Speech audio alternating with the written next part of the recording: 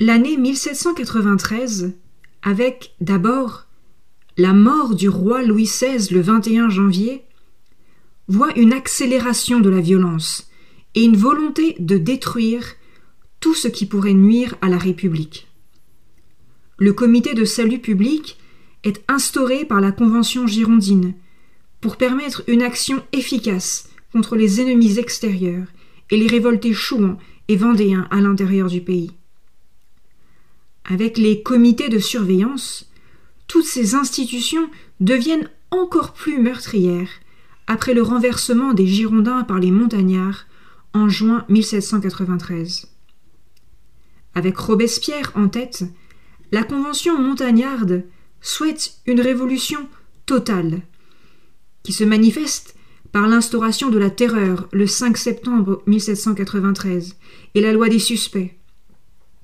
Désormais, le tribunal révolutionnaire condamne tous les accusés à la guillotine. Les colonnes de Turreau viennent à bout des révoltés royalistes, et les armées révolutionnaires repoussent les attaques des pays voisins. Certains révolutionnaires voudraient y voir un appel à la fin de la terreur. C'est le cas de Danton.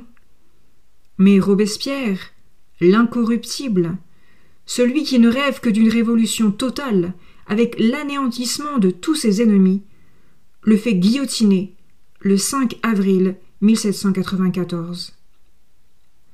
La victoire de Fleurus en juin 1794 contre la coalition assure définitivement la paix extérieure. Maximilien de Robespierre continue sa purge, son nettoyage de tous ses opposants. Très inquiets, les députés vont saisir le premier signe de faiblesse pour se débarrasser du tyran qui pourrait un jour les condamner. Après avoir obtenu l'appui du Marais, les députés de la Convention parviennent à prononcer une accusation contre lui, le 9 Thermidor de l'an 2, c'est-à-dire le 27 juillet 1794. Pressé d'en finir avec lui et pour ne lui laisser aucune chance de s'en sortir, Robespierre est condamné sans procès. Aucune prison ne veut d'abord l'accueillir, tant il fait peur. Mais les députés s'organisent et prennent d'assaut l'hôtel de ville où les sans-culottes le protègent. Dans le désordre, Robespierre est blessé à la mâchoire par un coup de pistolet. Dès le lendemain, il est guillotiné. C'est la fin de la terreur et de la Convention montagnarde. Entre 600 000 et 800 000 personnes ont péri par ordre de la Révolution.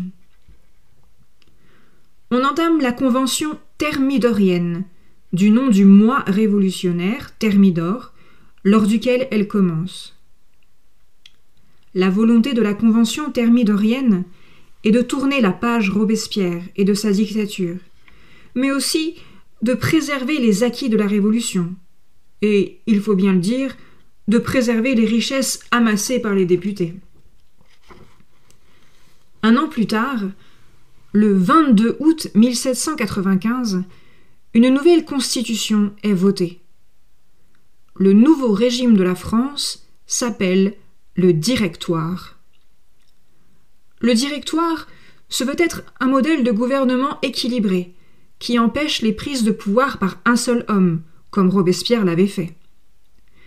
Mais à la vérité, alors que dans l'opinion du peuple les royalistes sont majoritaires, le Directoire accorde automatiquement 2/3 des voix aux révolutionnaires.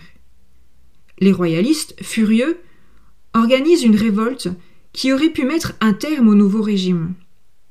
Mais la révolte est écrasée le 13 Vendémiaire de l'an 4, le 5 octobre 1795. C'est à un jeune général de 26 ans que le commandant en chef de l'armée de l'intérieur confie la mission de mater la rébellion. Napoléon Bonaparte l'accepte disant « Général, j'accepte, mais je vous préviens que l'épée hors du fourreau, je ne l'y remettrai qu'après avoir rétabli l'ordre. » En 3/4 d'heure seulement, il a raison des royalistes qui l'a mitraillé. Près de 300 victimes meurent ce jour-là. Bonaparte continue de se faire remarquer, mais cette fois-ci sur le front extérieur. Il mène la campagne d'Italie qui oppose les armées françaises d'Italie à l'Autriche et au royaume de Sardaigne. Bonaparte parvient à signer en 1797 la paix de Campo Formio avec l'Autriche et met ainsi un terme au conflit qui avait commencé en 1792. Désormais, la France est en paix avec l'Autriche et la première coalition est dissoute. Le Directoire est un modèle de gouvernement où les décisions doivent être prises par deux chambres, deux groupes de députés, le Conseil des Anciens et le Conseil des 500. Ceci pour éviter les prises de pouvoir autoritaires. Mais en réalité, aucune réforme, aucune décision ne peut être prise. Le directeur Sieyès veut renverser cette constitution. Il s'assure pour cela du soutien de Bonaparte, avec qui il organise un coup d'État qui a lieu les 18 et 19 Brumaire de l'an 8, les 9 et 10 novembre 1799. C'est la fin du Directoire et le début du Consulat.